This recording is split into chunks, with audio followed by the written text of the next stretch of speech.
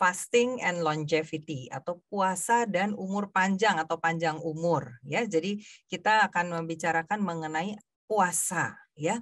Nah, seorang penemu, seorang inventor, kita semua kenal Thomas Alva Edison menemukan segala macam ya, fonograf, lampu pijar segala macam. Dia menemukan banyak sekali hal. Nah, dia katakan the doctor of the future will give no medicine. Seorang dokter di masa yang akan datang bukan memberikan obat, ya, but will instruct his patient. Dia akan memberikan instruksi kepada pasiennya in the care of the human frame, karena dia care dalam lingkup kemanusiaan, in diet and in the cause and prevention of disease. Jadi kita yang akan diberikan adalah nasihat mengenai makanan dan bagaimana mencegah penyakit. Jadi memang tujuan utamanya adalah mencegah.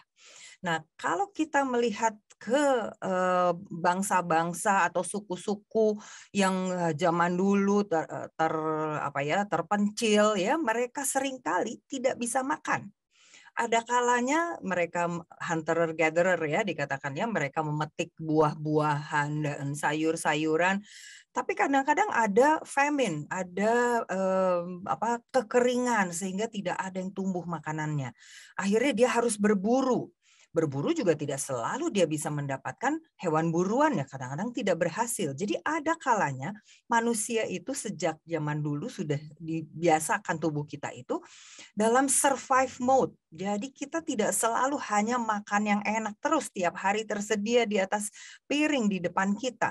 Tapi ada kalanya susah nggak bisa dapat makanan ya. Jadi kita juga tahu nenek-nenek kita, opung-opung kita, eyang-eyang kita semuanya juga pernah ada masa di mana paceklik susah tidak bisa makan. Jadi tubuh manusia sebenarnya sudah biasa untuk puasa yang karena terpaksa ya. Nah, kita tahu sahabat-sahabat kita melakukan puasa Ramadan ya. Biasanya pada saat puasa Ramadan itu mereka tidak mengkonsumsi makanan pada saat matahari terbit, sebelum matahari terbit sampai nanti matahari terbenam ya. Jadi berbeda-beda berapa jam ya di setiap tempat ya. Kalau kita lihat kita di Indonesia kira-kira 13 jam. Tetapi kalau kita lihat di belahan bumi yang lain, jadi di bagian belahan bumi utara di mana pada musim panas itu mataharinya lama sekali bisa 20 jam. Jadi makannya hanya dalam waktu 4 jam, puasanya 20 jam ya. Tapi kok bisa dilakukan? Ya bisa. Nah, masalahnya adalah setelah buka puasa seringkali banyak yang berbuka puasa dengan makanan yang tidak sehat. Manis-manis, gula yang tinggi, ya sirup, gula, karbohidrat yang sudah diolah ya, yang sederhana. Nah, itu yang salah ya. Berpuasanya sebenarnya sehat, kita akan lihat ya. Nah, ada bermacam-macam jenis puasa. Ya, jadi bukan hanya puasa Ramadan ya. Puasa Ramadan merupakan salah satu ya, rata-rata biasanya 12 sampai 13 jam ya, kecuali di belahan bumi utara ya. Tapi ada juga puasa alternate day fasting. Jadi sehari puasa, sehari makan. Sehari puasa, sehari makan. Ada juga yang 2 kali seminggu berpuasa ya. Ada juga yang modified fasting ya, misalnya hanya mengurangi jumlah energi yang dikonsumsi 20 sampai 25% ya. Ada juga yang populer dengan 5:2, macam-macam ya. Ada yang 5 hari makan biasa, 2 hari berturut-turut restriksi kalori. Jadi misalnya kayak detox ya. Kita seringkali dengar detox 3 hari ya. Jadi ini kira-kira sama seperti itu ya. Ada juga yang time restricted. Jadi ada yang makan hanya di waktu frame 8 jam saja. Ada yang mempersempit lagi menjadi hanya 6 jam saja. Ada banyak sekali dan termasuk di sini disebutkan ya, some Seventh-day Adventists consume their last of 2 daily meals. Jadi 2 makan saja dalam sehari in the afternoon. Jadi pada saat masih sore hari sudah berhenti makan. Jadi kita lihat ada macam-macam metode berpuasa. Jadi puasa itu bukan artinya hanya puasa Ramadan yang hanya dari pada saat sebelum matahari terbit sampai matahari terbenam. Tapi ada banyak metode berpuasa. Ada water fasting, ada segala macam ya. Nah, Apa yang terjadi pada percobaan dengan tikus, ya, kemudian pada lalat juga ya. Ternyata dengan berpuasa atau time restricted eating, jadi dia hanya makan di jam-jam tertentu saja. Setelah itu sekitar 16 jam tidak konsumsi apapun. Tekanan darah berkurang, berat badan memang turun, tetapi kadar gula di dalam darah juga turun, body fat-nya berturun, semua tanda-tanda inflamasi, ya, peradangan di dalam tubuh berkurang. Tapi bukan artinya menjadi lemes. Tikus itu makin banyak energinya. Jadi energi expenditure-nya makin bagus. Motor kontrol, jadi kontrol otot-ototnya semakin bagus. Dia makin bisa berlari dengan kencang, dengan cepat, ya. Begitu pula dengan lalat, ya, cardiac function dan sleep-nya juga menjadi lebih baik. Seringkali kita pikir kalau kelaparan nggak bisa tidur. Bukan, malah sebaliknya. Pada saat lapar justru bisa tidur lebih baik. Nah, puasa yang terpanjang yang pernah dilakukan di dunia adalah yang dilakukan oleh Angus Barbieri tahun 1939, dia lahirnya. Ya, nah dia melakukan puasa dari bulan Juni 1965 sampai Juli 1966. Pada saat dia puasa, dia tidak mengkonsumsi makanan apapun, semua yang makanan padat, makanan cair tidak ada yang dikonsumsi, dia hanya minum air putih, minum teh dan kopi sedikit, tetapi dia tidak minum kopi dengan gula, tidak ada susu, tidak ada apapun, dan dia mengkonsumsi beberapa vitamin karena dia di bawah pengawasan ketat oleh dokter di Rumah Sakit Maryfield, ya. Karena kalau tidak ada zat gizi yang sama sekali yang masuk, tentunya juga menjadi tidak sehat. Nah, berat badannya bisa turun 276 pound atau sama dengan 125 kilogram, dan berat badannya turun menjadi 82 kilo yang tadinya 200-an kilo. Jadi ini puasa terpanjang 382 hari di dunia. Bisa, jadi manusia bisa hidup tanpa makanan sebetulnya, ya, asal punya cadangan gizi. Nah, ada perbedaan antara berpuasa dengan kelaparan atau starvation. Berpuasa atau fasting itu kita menghindari makanan, tapi pada saat yang sama badan kita itu sebenarnya menggunakan energi cadangan di dalam tubuh kita, ya. Dan ini dilakukan secara sukarela dan sebaiknya berpuasa tetap mengkonsumsi air. Sedangkan starvation, kalau kita abstinensia dari makanan yang terus berlanjut sehingga pada saat cadangan energi di dalam tubuh kita sudah tidak cukup untuk survive, nah itu kita akan menjadi kekurangan gizi. Itu saatnya kita kelaparan dan itu justru malah tidak baik. Nah, pada percobaan pada tikus, ya, dibandingkan antara tikus yang diberikan makanan tidak terbatas, 24 jam tersedia terus makanan di hadapannya. Dia akan makan terus, makan terus. Apa yang terjadi? Terjadilah segala macam penyakit-penyakit, ya. Semua yang penyakit kronik akan muncul dan lifespan-nya justru semakin pendek, ya. Berbeda dengan tikus yang dibatasi jam makannya hanya 13 jam, dia mulai lebih panjang umurnya tikusnya. Penyakit-penyakit mulai berkurang. Tetapi pada saat dia diberikan caloric restriction, ya, caloric restriction hanya makan dalam waktu 3 jam, dia langsung terjadi perbaikan dari segala macam penyakit-penyakit dan life extension-nya umurnya menjadi semakin panjang, ya. Kenapa bisa demikian? Kita akan melihat ada banyak kegunaan dari puasa. Nah, ini Dr. Joel Fuhrman, dia punya buku Fasting and Eating for Health, ya. Di situ dia jelaskan bermacam-macam cara berpuasa dan apa gunanya puasa, ya. Fasting enables the body to repair and rejuvenate, ya.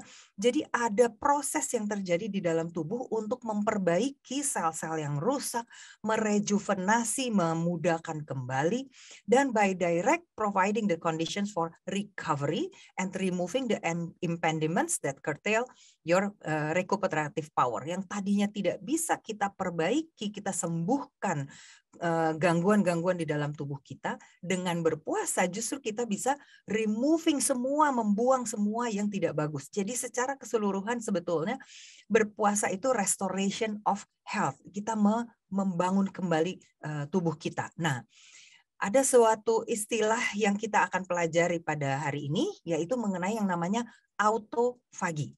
Auto artinya diri sendiri, fagi itu artinya memakan. Nah, pada saat kita melakukan puasa, terjadilah proses yang namanya autofagi ini. Sel-sel tubuh kita akan memakani bagian-bagian di dalam sel itu ada protein yang sudah tua, ada protein yang sudah rusak, yang nggak perlu dipakai lagi. Dia akan dimakan oleh sel-sel tubuh kita sendiri, tapi setelah itu akan diolah, diproses. Nah, pertama kali yang mencetuskan istilah autofagi adalah Christian de Duve, ya. Nah, dia melihat adanya lisosom. Lisosom itu adalah sebuah bulatan vesikel, di dalamnya ada bermacam enzim yang akan memakan semua protein-protein sisa, ya. Lalu kemudian diteliti lagi oleh beberapa peneliti, dan yang belakangan ini tahun 2016 mendapatkan hadiah Nobel adalah Yoshinori Ohsumi. Dia katakan tubuh kita kalau melakukan suatu proses puasa akan terjadi autofagi. Jadi kalau sel tubuh kita ini kelaparan, nggak mendapatkan nutrien dari darah kita karena makanan kita sudah mengandung zat gizi, jadi dia akan mendegradasi protein-protein yang ada di dalam tubuh sel tersebut. Dia pecah-pecah menjadi asam amino yang kecil-kecil. Setelah itu dia bisa membentuk protein baru yang akan digunakan untuk kelangsungan hidupnya. Jadi ini adalah proses biological proses yang akan membuang sampah-sampah yang tidak dibutuhkan, dan justru dia akan membentuk sel-sel baru. Nah, ada 4 langkah. Jadi pertama dia sekuestrasi dulu, dia kumpul dulu. Ini nih protein yang udah nggak bagus ini, ya, dia kumpulkan menjadi satu area. Kemudian dia transport ke lisosom. Ya, lisosom yang tadi dikatakan adalah tempat di mana ada bermacam-macam enzim di dalamnya. Bersatulah lisosom itu dengan si protein-protein sisa itu, kemudian dia hancurkan, dia pecah menjadi protein amino acid yang baru, ya. Amino acid itu adalah bahan dasar atau struktur dasar dari protein, ya. Jadi kalau struktur protein itu kayak untaian, ya, kayak rangkaian, ya. Nah, dia akan terpilin, ya, menjadi suatu helix, ya. Jadi bentuknya seperti spiral, ya. Kemudian dia akan melipat. Nah, kalau dia udah melipat, barulah dia menjadi struktur yang kita kenal dengan nama protein. Tapi unsur terkecilnya adalah asam amino.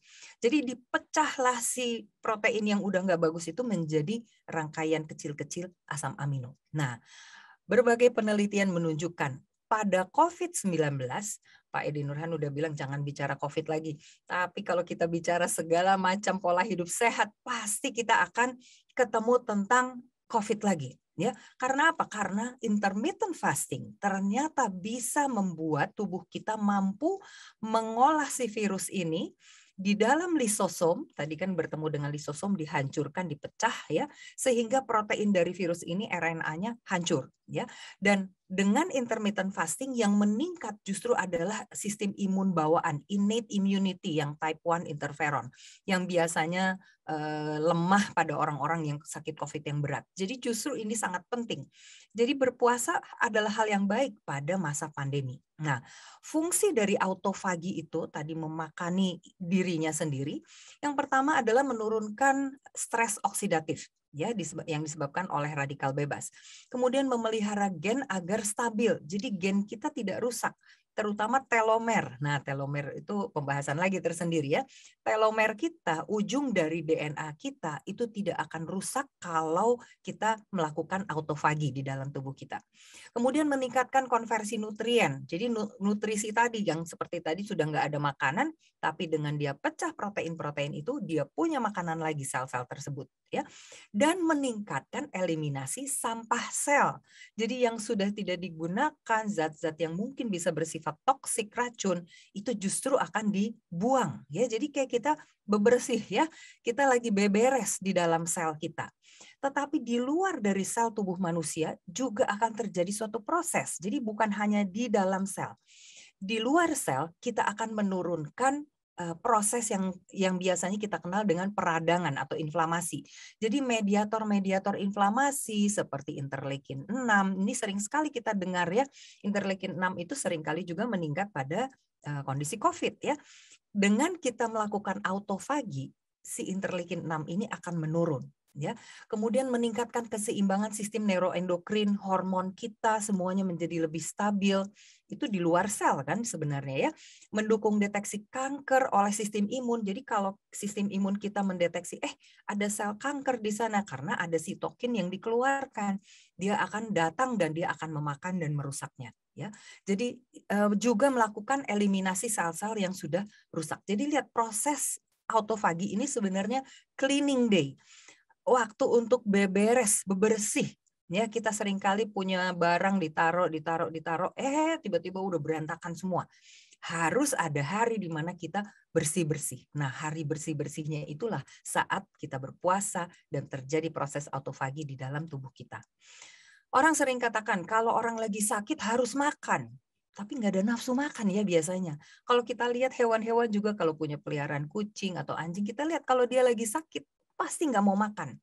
Kenapa? Karena kalau ada infeksi, tubuh kita sedang melakukan autofagi. Jadi kalau lagi autofagi jangan dipaksa makan. Tapi juga jangan artinya jadi tidak ada energi sama sekali ya. Harus tetap ada energi yang masuk, tetapi tidak boleh dalam jumlah yang seperti biasanya. Orang sakit makan 3 suap aja kadang-kadang sudah cukup, ya asal dia bisa survive, perutnya tidak sakit, tapi tubuhnya sedang dalam kondisi autofagi. Dan autofagi itulah yang akan membuang sampah-sampah sel, termasuk si virus dan bakteri. Ya, nah proses puasa ada macam-macam. Tadi saya sudah sebutkan ada puasa 12 jam, makan 12 jam. Ada puasa 16 jam, makan 8 jam, puasa 23 jam. Ada juga yang hanya makan 1 kali ya, hanya dalam 1 jam dia bisa makan seluruh kebutuhan untuk sepanjang harinya. Ada yang puasa 2 kali seminggu, ada puasa 1 kali seminggu, ada puasa selama 3-4 hari, setelah itu dia makan biasa. Bisa dilakukan sebulan sekali, ada yang melakukannya 2 minggu sekali, dan sebagainya. Ya, ada banyak cara. Nah, ini adalah beberapa bukti dari berbagai penelitian. Ada bedanya kalau kita makan 2 porsi atau 3 porsi makan sehari dengan lebih dari 6 porsi sehari. Ada orang yang banyak snacking ya. Jadi pagi udah makan, jam 10 makan lagi snack.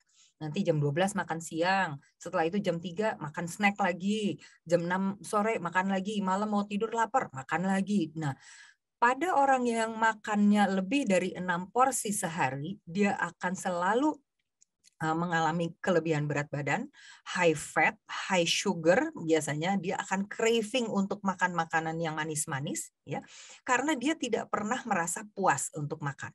Jadi dia hungernya, jadi rasa laparnya tetap tinggi terus, ya. Dan pada kondisi demikian, insulin sensitivity-nya menurun, kolesterolnya akan meningkat, dan terjadi inflamasi peradangan di dalam tubuhnya. Ya, bahkan circadian rhythm-nya terganggu sehingga biasanya susah tidur. Ya, tapi kalau kita makannya hanya 2 porsi atau maksimum 3 porsi, mungkin porsi ketiganya kecil saja, sarapan pagi, ya last meal, lihat last meal-nya jam 4 sore, ya, dan tidak makan lagi di tengah malam. Ini justru akan mengoptimasi proses autofagi. Kalau autofaginya sudah terjadi, maka tubuhnya akan sehat. Dia kolesterolnya turun, tidak rasa lapar, dan inflamasi semuanya berkurang, dan metabolic activity, jadi metabolisme tubuhnya meningkat. Jadi sekarang kita tinggal memilih. Kita yang harus menentukan, kita mau yang seperti apa, mau membuat autofagi terjadi atau tidak. Ya, nah ada banyak sekali kegunaan dengan restriksi waktu makan. Seperti tadi makan hanya pagi sampai jam 4 sore. Ya, pemberian makanan yang sama di pagi atau siang hari akan berbeda efeknya terhadap tubuh kita kalau kita konsumsi makanan yang sama di malam hari. Ya, jadi kita lihat otak kita menjadi lebih sehat, liver menjadi sehat, usus kita, mikrobiota yang ada di dalam usus kita juga akan berbeda kalau makanan dimakan pagi hari dengan kalau kita makan makanan yang sama nih, misalnya kita makan sayur dengan nasi gitu ya pagi hari. Tapi kalau kita makan sayur dan nasi jam 10 malam akan beda efeknya terhadap si mikrobiota yang tumbuh. Ya, kemudian hipertrofi dari lemak ya, pembesaran dari lemak ya tentu aja jadi gemuk ya. Dan brown fat itu justru sangat penting. Brown fat itu akan membuat suhu tubuh kita lebih baik, bisa mengontrol suhu tubuh dan justru mengatur metabolisme kita. Jadi jangan sampai kita brown fatnya berubah menjadi white fat ya. Jantung kita lebih sehat. otot kita juga jadi lebih kuat. Jadi lihat, semua organ tubuh kita akan dipengaruhi. Ini sebuah penelitian ya yang membuktikan bahwa intermittent fasting, periodic fasting, time restricted feeding, jadi semua metode-metode puasa ini sebetulnya semua berguna untuk semua organ tubuh. Jadi lihat, otak kita bahkan synaptic plasticity, jadi plastisitas dari sambungan-sambungan berbagai saraf yang begitu banyak jumlahnya, jutaan di otak kita, itu menjadi lebih baik ya. Jantung kita, semua organ tubuh kita, bahkan pembuluh darah kita, glukosanya, gula darahnya, insulinnya, leptinnya, semua menjadi berkurang, termasuk mediator inflamasi kita sering dengar ya, CRP, interleukin 6, ini seringkali berhubungan juga dengan COVID. Jadi ini semua akan berkurang ya, dan bahkan bisa mengaktifasi cellular stress response. Nah, tubuh kita harus mengalami sedikit stres yang bisa membuat kita menjadi lebih sehat karena terjadi proses autofagi. Bahkan stem selnya akan beregenerasi. Jadi lihat, kita butuh stres sedikit tubuhnya, tapi tidak boleh stres terlalu banyak. Itu yang akan menyebabkan kita justru sakit ya. Ini stres fisik ya, stres fisik bukan psikis ya. Nah, kemudian pada kanker. Nah, banyak orang yang berkata kalau kanker nggak boleh kurang makan. Tapi kalau sedang sakit biasanya orang nggak nafsu makan. Kenapa? Karena kunci utamanya adalah nggak boleh banyak kadar gula di dalam darah. Kalau kita makannya banyak walaupun protein, nanti di dalam tubuh kita tetap akan diubah menjadi gula juga ya. Jadi kalau kadar gula darah dan growth factor-nya turun, maka kansernya bisa disembuhkan. Bahkan berpuasa dikatakan intervensi diet bisa mengurangi terjadinya tumor dan menjadi teman dari proses kemoterapi dan radioterapi. Jadi kalau sedang melakukan kemoterapi sambil melakukan puasa, puasanya puasa restriksi kalori, puasa intermittent fasting, atau puasa 2 kali seminggu gitu ya, macam-macam metode puasa, justru itu saling sinergistik dengan kemoterapi. Jadi hasil kemoterapinya akan jauh lebih banyak ya. Jadi restriksi kalori dengan mengurangi kalori 20-40%, tapi tidak boleh kekurangan salah satu nutrisi ya, bahan nutriennya tidak boleh berkurang. Semua ini akan mengarahkan kepada autofagi. Jadi lihat, autofagi itu sangat penting pada kanker, pada semua penyakit ya. Kita semua di dalam tubuh kita punya calon sel kanker. Sel itu memberontak kepada kontrol sistem dari tubuh kita sehingga dia berproliferasi menjadi lebih banyak. Jadi dia ganas, tidak mau terima perintah. Nah, kalau kita melakukan puasa, dia bisa terjadi autofagi, dia dimakan dan dia mencegah terbentuknya sel kanker yang manifestasi secara klinis dan mencegah dan bahkan menghilangkan kanker yang sudah ada. Profesor Osumi dia katakan, sel yang tidak mampu memperbaiki diri, yang sudah tua, yang sakit, yang diabetes misalnya, dan ada mutasi ke arah kanker, dia nggak bisa memperbaiki diri. Tapi dengan mengaktifkan autofagi dengan berpuasa, kemampuan repair ini akan kembali. Ya. Nah, yang paling penting sekarang, orang semua pengen cantik, pengen bagus kulitnya. Caranya bagaimana? Autofagi ini juga bisa untuk anti-aging. Jadi ada suatu antibiotik yang ditemukan namanya rapamisin. Rapamisin ini ternyata bisa berperan untuk suatu sistem namanya pathway-nya mTOR pathway. Ini yang menentukan usia sel-sel tubuh kita. Ya. Dan rapamisin ternyata dibandingkan dengan dietary restriction sama kekuatannya, khasiatnya untuk anti-aging. Ini dioleskan krim dengan rapamisin ya, antibiotik jenis rapamisin yang biasanya digunakan dalam penelitian, ternyata bisa membuat kulit menjadi lebih licin, kerutan-kerutannya berkurang dan life span-nya, panjang umurnya bisa diperpanjang sebanyak kira-kira 22%. Jadi ada banyak penelitian yang ada mengatakan sampai 30%. Jadi kita bisa memperpanjang usia hanya dengan berpuasa karena efeknya sama seperti rapamisin ya. Nah, sekarang pertanyaannya, puasa yang mana yang paling bagus? Tadi ada yang intermittent fasting, ada yang 8 jam makan, 16 jam puasa, ada yang Senin Kemis puasa 2 kali dalam seminggu. Dari berbagai hasil. Nah, lihat aja yang panahnya warna hijau, ini adalah yang untuk fasting, puasa artinya tidak mengkonsumsi makanan apapun, hanya minum air putih saja. Caloric restriction artinya mengurangi yang warna biru, ya, ini yang mengurangi jumlah zat gizinya makanannya. Jadi tadinya piringnya besar, sekarang piringnya kecil, itu namanya caloric restriction. Restriksinya sekitar 20-40%. Kemudian ketonic diet, ya. Jadi ada orang yang bilang katanya kalau kita hanya makan protein saja dengan sayur-sayuran sedikit tanpa karbohidrat, ya, itu akan meningkatkan zat keton di dalam tubuh kita. Tapi ketogenic diet ini ada juga banyak kerugiannya, ya. Kalau kita lihat khasiatnya, yang mana yang paling baik untuk menurunkan inflamasi, untuk mencetuskan autofagi di dalam tubuh kita, untuk mitokondria di dalam sel kita lebih sehat, sistem imun ditingkatkan, itu semua yang warnanya hijau paling panjang, karena dia efeknya paling besar. Jadi efek yang terbaik adalah puasa hanya minum air putih saja. Puasa total tidak mengkonsumsi makanan. Lalu makanannya kapan dikonsumsi? Harus dikonsumsi earlier in the day. Jadi artinya harus breakfast. Kita harus ada sarapan pagi, ya.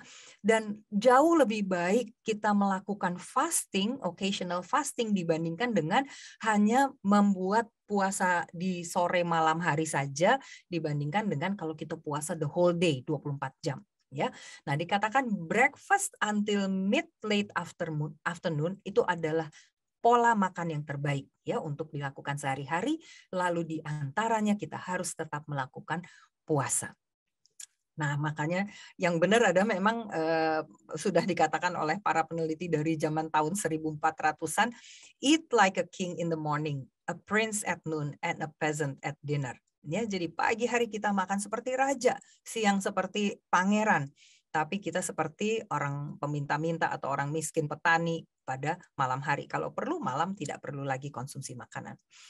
Saya ingin kembali kepada tulisan dari Nyonya White yang mengatakan di 7 Testimonies halaman 134, ada beberapa orang yang akan lebih diuntungkan bila berpantang dari makanan selama 1 atau 2 hari setiap minggu dibandingkan dengan bermacam-macam perawatan atau nasihat medis. Kadang-kala kita tidak butuh macam-macam obat, cukup kita dengan berpantang dengan berpuasa. Dan berpuasa itu pun harus juga diikuti dengan berdoa. Karena apa? Manfaat keuntungan dari berpuasa itu bukan hanya secara fisik tapi juga secara spiritual.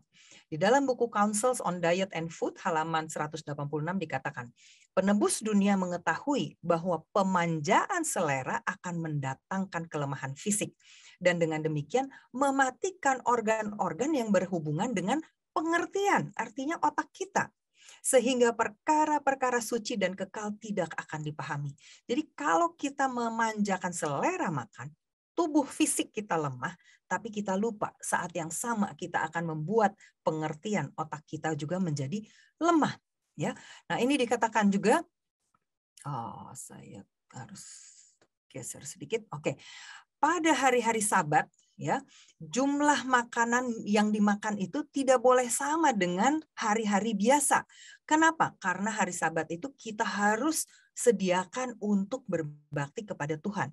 Dan pada saat kita makan makanan dalam jumlah yang banyak, dia akan menyumbat usus kita, stomach, ke lambung kita.